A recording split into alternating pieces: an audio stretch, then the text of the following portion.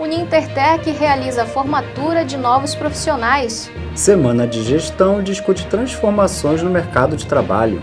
Começam as Paralimpíadas de Paris 2024.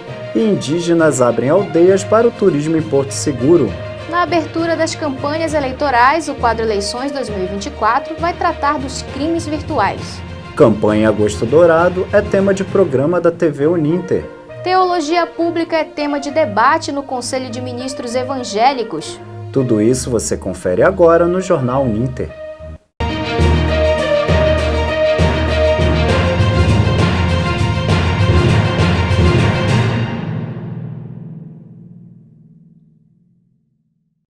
Olá, está no ar mais um Jornal Uninter. Olá, sejam muito bem-vindos.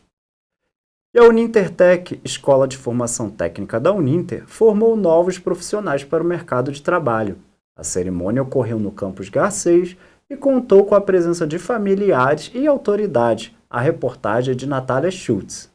A formatura é uma comemoração que marca a transição de uma fase, onde estudantes finalmente tornam-se os profissionais que tanto desejaram ser.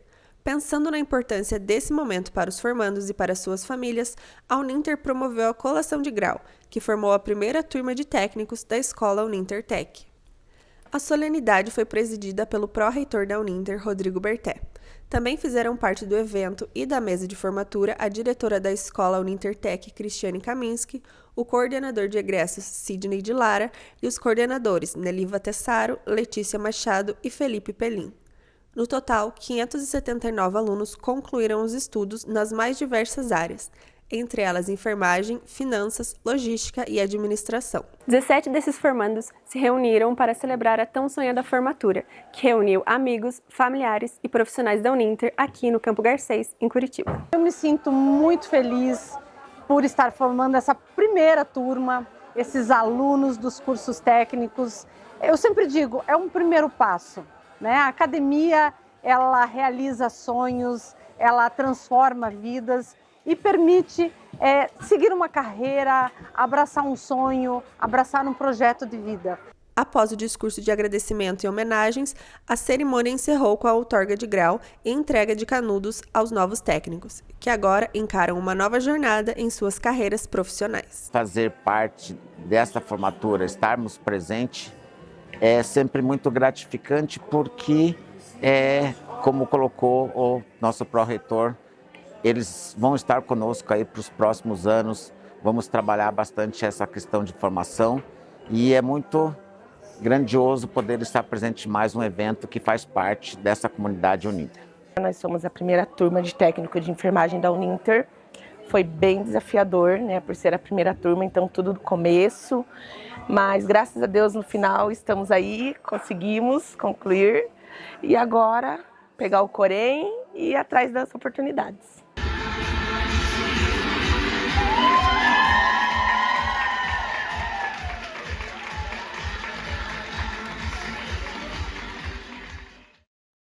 Organizada pela Escola de Gestão, Educação e Negócios, a Semana de Gestão 2024, que ocorreu esta semana, teve como tema Disruptivo Conectado, fazendo uma reflexão sobre as transformações do mercado de trabalho atual. Quem estiver interessado poderá assistir a transmissão na íntegra através do canal da escola no YouTube.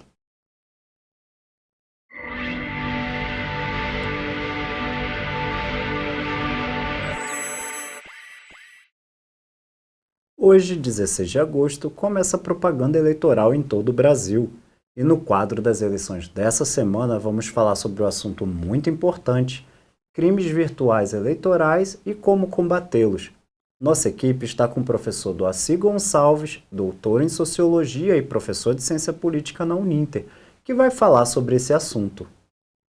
Boa tarde a todos. Boa tarde, professor Doaci. Boa tarde, Nayara. Obrigada por nos receber aqui hoje. Professor, com o início das campanhas eleitorais municipais, o que o candidato ou a candidata eles podem ou não fazer? Segue o padrão das campanhas anteriores com algumas restrições. Basicamente, o que hoje os candidatos podem fazer os comícios, panfletagem, fazer o corpo a corpo e também se utilizar do programa eleitoral que irá iniciar essa semana para justamente poder estar mais próximo do eleitor. né? Levando as suas propostas, os seus programas de governo. Entretanto, com algumas restrições, como, por exemplo, qualquer peça publicitária deve mencionar o nome do candidato, o partido, de acordo com a legislação eleitoral. E quais ações, né, ou ferramentas o poder público ele está apresentando, né, para combater esses crimes virtuais, fake news e deepfakes? Tendo em vista experiências anteriores, é dizer que nós avançamos em muito, tanto no aspecto da legislação eleitoral, como também hoje há aplicativos, há sites organizados sobretudo pelo Tribunal Superior Eleitoral, né, como por exemplo, Jornalismo Confiável, que é a campanha deste ano para orientar o eleitor a justamente quando receber uma notícia, verifique antes de transmiti-la para frente. E como o eleitor pode se proteger das informações falsas? Apesar de haver a legislação, apesar de que o poder público tem responsabilidade de estar sempre criando campanhas de conscientização junto ao eleitor, cabe ao eleitor sempre ficar atento. Sempre que receber uma informação, cheque a fonte. Hoje nós temos agências de checagens que fazem esse serviço para o eleitor. Qual a importância das agências de checagem, né, durante esse período eleitoral? É, de fato, trazer para o eleitor, né, a informação de maneira confiável, né?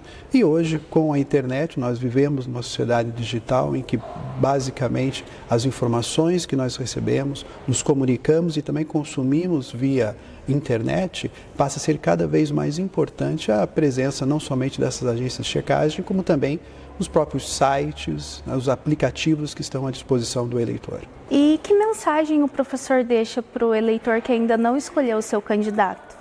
Eu sugiro que sempre, quando receber alguma informação no seu aplicativo, desconfie, verifique a fonte e, acima de tudo, né, um voto consciente é um voto bem informado. Muito obrigada pela participação, professor. Voltamos ao estúdio.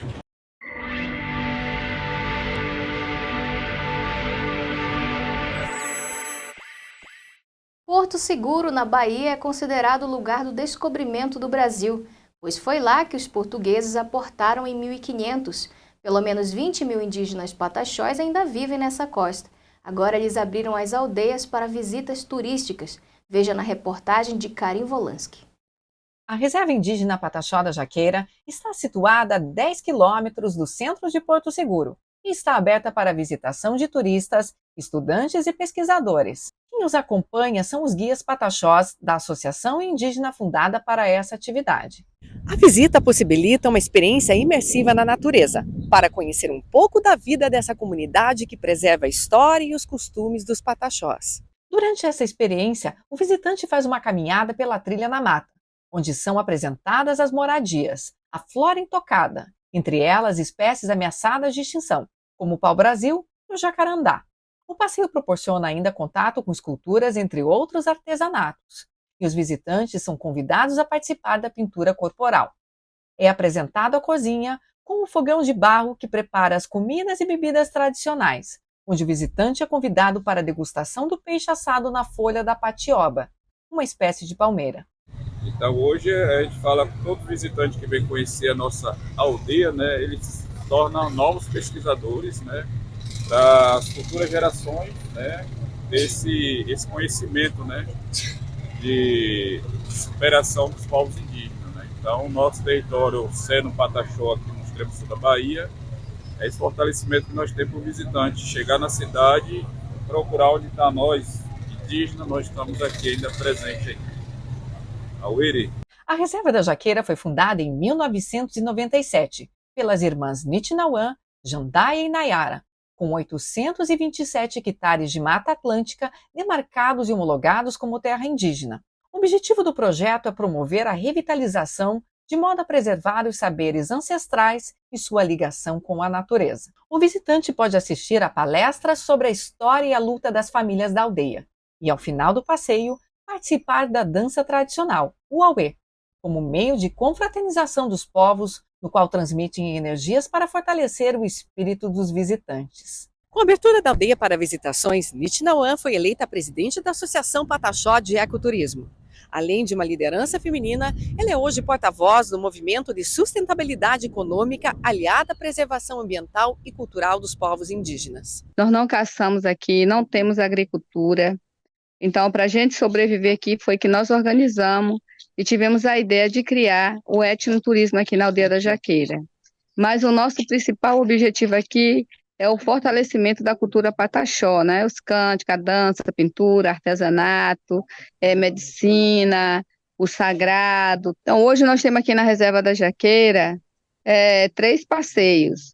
Um que o turista passa de 2 horas a 3 horas, tem um outro que ele pode passar até o dia inteiro aqui na aldeia, e um outro que pode passar até 2 noites. Aí nós temos uma visita que é mais aldeia, para visitar a Casa da Memória, a escola, passar na brigada, passar em alguns quijemes para conhecer como que é o quijeme pataxó por dentro e por fora. Aí passa lá no pajé, toma um chá, às vezes tem banana ou batata cozida, tem um cafezinho, alguma coisa para os turistas tomar. E aí ele segue que vem conhecer o quijeme do artesanato, que é de onde gera renda para a aldeia. Após ele, quem quiser comprar, compra, aí eles vão para a pintura, faz a pintura também, e depois eles vão experimentar o mucuçu e patiobô, que é o peixe assado na folha da patioba. Assim que eles finalizam tudo, nós vamos fazer o auê, que é a dança pataxó. Nós vamos fazer porque é uma forma de agradecer também o nosso visitante, né? Onde ele vai interagir junto com a gente, pisar na terra, tocar um no outro, dançar, cantar, para finalizar o passeio.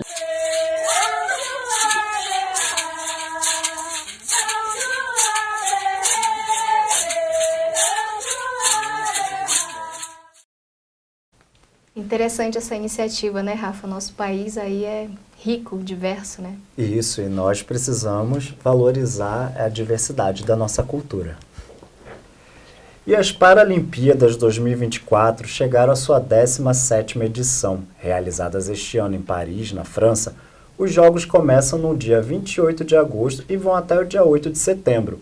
O principal objetivo da competição é a inclusão social, a valorização e o reconhecimento de atletas com deficiência dentro do esporte, entre eles atletas com deficiências físicas e visuais.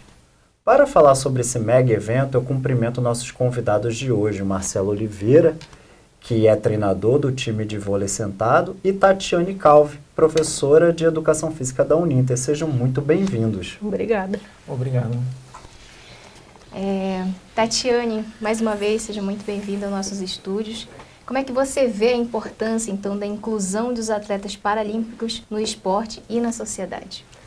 Bom, a inclusão das pessoas com deficiência de maneira geral já é importante na nossa sociedade, né? E os atletas paralímpicos, na minha visão, eles se tornam referência para as crianças e os adolescentes que têm algum tipo de deficiência e podem ver no esporte, né, uma possibilidade de visibilidade perante a sociedade. Então, o atleta paralímpico, para mim, ele é uma referência no nosso país. Olha que bacana. E treinador e professor também, sim, né? Sim. Professor Marcelo. Sim, sim. Quais são as principais diferenças entre treinar uma equipe paralímpica de uma equipe olímpica? Então, é uma pergunta bem interessante, porque é a mesma modalidade, só que com diferenças com relação a deficientes e não deficientes. Na verdade, a modalidade é a mesma, o treinamento é o mesmo que você dá para uma pessoa com deficiência, sem deficiência, é o mesmo. O que muda são as regras, né?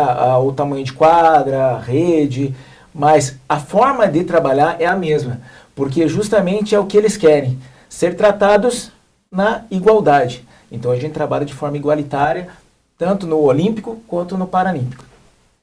Perfeito. Que legal, professor. Tatiane, como é que você avalia, então, a visibilidade das Paralimpíadas em comparação aos Jogos Olímpicos, né? Se a gente for falar em relação à mídia, a visibilidade das Olimpíadas é muito maior do que as Paralimpíadas, né? Mas a gente, nos últimos anos, tem visto de maneira mais efetiva os Jogos Paralímpicos na TV, né? Então, a gente espera que esse ano a visibilidade seja ainda maior do que foi em Tóquio, né? Que as pessoas possam assistir da mesma maneira que assistiram as Olimpíadas, né? Possam assistir as Paralimpíadas em suas casas, né? Então, nós temos modalidades incríveis, né, nas Paralimpíadas, como o voleibol sentado, né, que o professor está aqui para nos explicar um pouco sobre a modalidade, mas nós temos outras modalidades incríveis, né, natação, atletismo, com várias provas, vários tipos de provas, né, basquete sobre cadeira de rodas, o rugby. Então, são muitas modalidades interessantes que podem chamar a atenção, como eu disse, né, de crianças e adolescentes para que possam praticar mais, né, e a gente aumentar cada vez mais o número de paratletas no nosso país. Perfeito, professora. E então acabamos de ver agora que tem uma variedade de modalidades. E, professor, diante disso, como que você avalia a relação dos patrocinadores, tanto de empresas privadas em geral e até mesmo incentivos do governo para o desenvolvimento de atletas paralímpicos nessa diversidade de modalidades? Então, hoje o esporte paralímpico está ganhando uma dimensão muito grande dentro do Brasil. Então, hoje você está tendo mais visibilidade tanto nas empresas, né, e também por parte do governo. Hoje a gente tem um dos maiores centros de treinamentos paralímpicos do mundo, né, que é uma referência para todo mundo, né. Hoje a gente tem programas de Bolsa Atleta que dão condições aos atletas de participarem de competições internacionais e representar o seu país lá.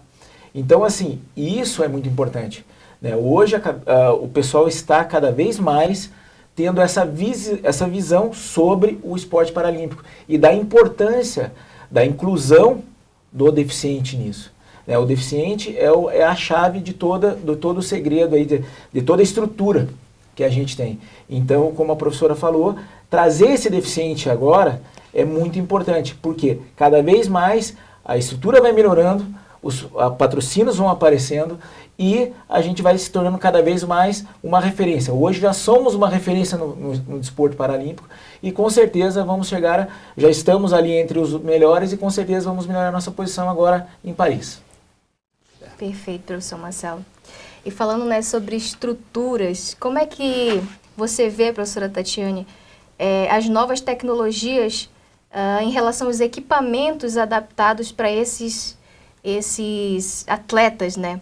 Como é que isso impacta no desempenho deles?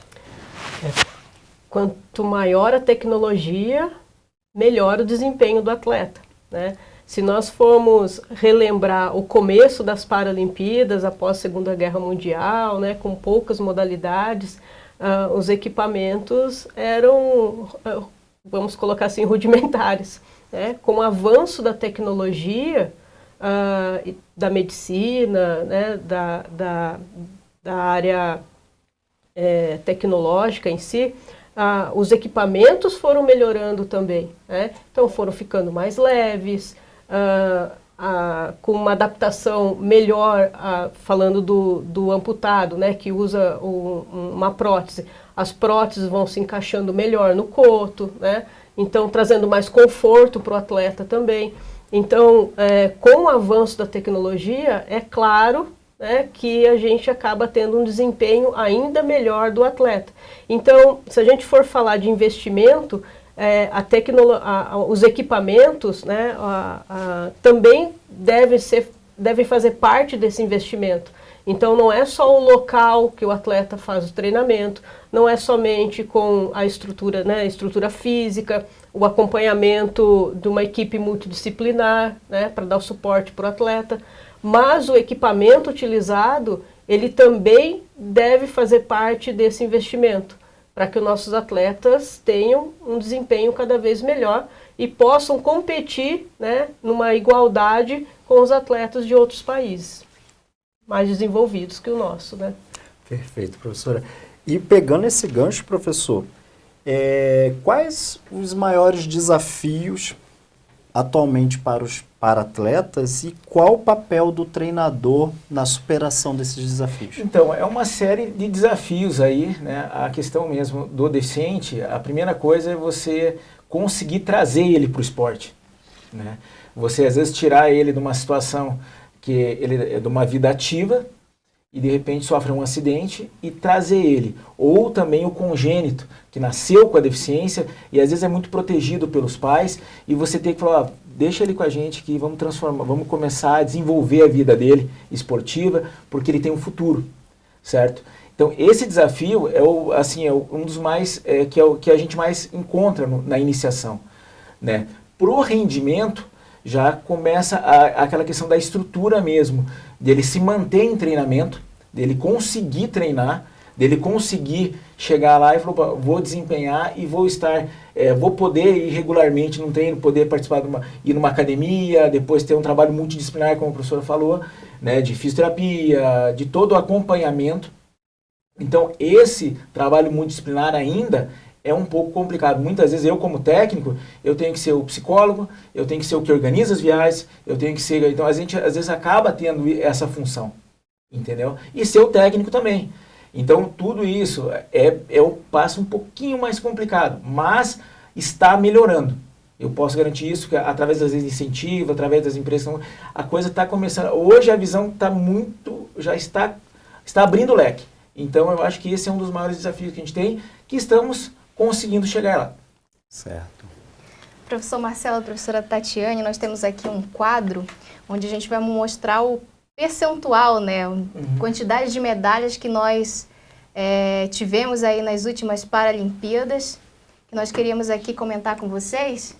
Aqui, por exemplo, nas Paralimpíadas, aliás, de Pequim 2008, né, Rafa? Isso. Nós tivemos aí 16 ouros, 14 pratas, 17 bronze, um total de 47 medalhas, né? Nós ficamos aí em 9ª colocação nessa época, né, Rafa? Isso. E em Londres, nas Paralimpíadas de 2012, nós tivemos aí um desempenho de 21 medalhas de ouro, 14 de prata, 8 de bronze, totalizamos 43 e ficamos ali na 7ª colocação. E no Rio de Janeiro, né, que aconteceu em 2016, as Paralimpíadas, nós tivemos 14 ouros, 29 pratas, de 29 bronzes, 72 no total e ficamos aí em 8º lugar. E a última edição, que foi a de Tóquio, em 2020, tivemos aí um desempenho de 22 medalhas de ouro, 20 de prata e 30 de bronze, também totalizando 72 e alcançamos aí a 7ª colocação.